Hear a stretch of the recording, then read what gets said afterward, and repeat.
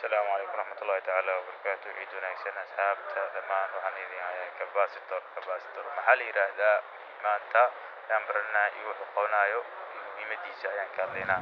Capacitor waxa weeyaan micnaha dab ururiye dabka ayuu celinaa waana sii fardhinaa hadan dab uu ku shubaa waa ahaan barkad waaye sidii bateri oo kale laakiin dabka ma haynayo sidii bateri oo long life soo u yahay micnaha maana si waxa waaye dabka hore ka galaa magrifaradka horena ka bixinaa micnaha ilbiriqsiyo ku shaqeynaa daba galaa horena ka baxaa sidiisa waxa waaye dabkaas uu caabinaa micnaha marka waxaan ku weydiiyaa sidoo ku shaqeeyaa capacitor iyo noocyadiisa sidee kale u kala shaqeeyaan.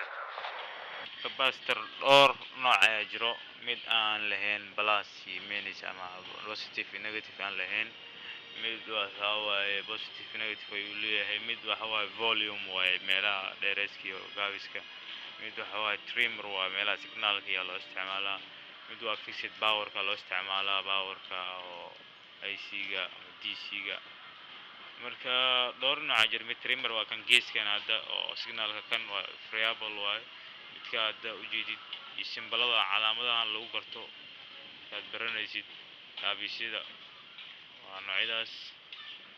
waa capacitor sidiisa wuxuu qabtaa filter waa micnaha dabkii uu filterena dabkii u baahneed micnaha oo cabirkiisa xan ayuu ku siinaa. marka inta ku xirtay dabka naaqus dhan ma dareemaysid ma arkaysid micnaha. marka haddaad dareento naaqus ama shayga ama device-ka hadduu leer yahay ama marawaxad uu yahay aad daciif ku dareento waxaa ka guban capacitor-kaas cibri ah cilad ku jirto. marka capacitor-ka aad ka bedesho waxaad arkaysaa capacitor-ka waxtarka uu leeyahay shayga daciifay ama aamusay asiga dhan inuu asiga gubtay aad dareemaysaa. marka sidaas ku ogow capacitor waxtarkiisa. asxaabta billahi tawfiiq waa salaamantiin ciid wanaagsan follow like share asxaab